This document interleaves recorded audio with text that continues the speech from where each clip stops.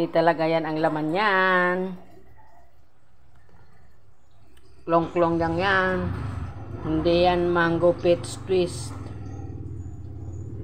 Ano to? Sorbetes Kanto. Nilagay ko lang siya dito kasi binili ko siya ng half liter. Pero in fairness, masarap siya. Yung ano yung sorbetes na ano, yung nilalako.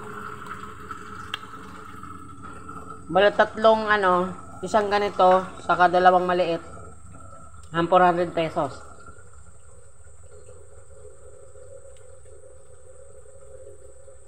Pag ganitong wise na nanay ka,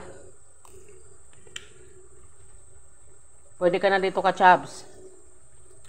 Pag kayong tipong low budget ka,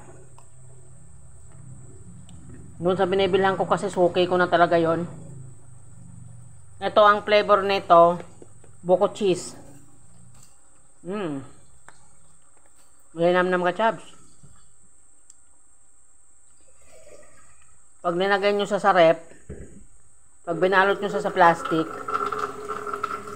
lagyan nyo siya ng asin. Ang binalot nyo to sa plastic, lagyan nyo ng asin dito sa ilalim, tapos lagyan nyo dito sa plastic bag. Then pag tinakpan nyo ng ganyan, lagyan nyo ulit ng asin dito. Ito, kahapon pa to ng umaga eh. Tingnan mo, ang ano pa rin oh. Ang ano pa rin niya. Yung smooth pa din. Hindi pa rin sa tunaw. Kasi mostly, di ba yung ano, ice cream na nabibili natin sa ano, sa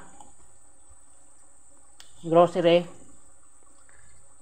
Pag hindi mo alam yung ano, hindi mo alam yung technique, nag-ano siya, yung parang bumubula. So ako, naka-technique ako nang nilalagyan pala sa ilalim ng ano,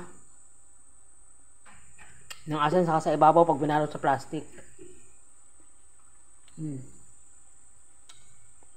Ngayon ka-Chabs, alam nyo na, pag may naglalako sa inyo ng ano, ganito, pag may mga birthday, one day before, pwede kayong magpa-order sa mga naglalakong sorbetes. Dito kasi sa amin sa Bulacan, naglipa na dito yung mga sorbetes Kanto, yung ice cream ganyan, tiling-tiling yan. Susuki ko na siya, ito, kahapon kasi birthday ng anak ko. Ayun. Ayun lang, sana nakatulong ako. Good morning, like, subscribe, and share.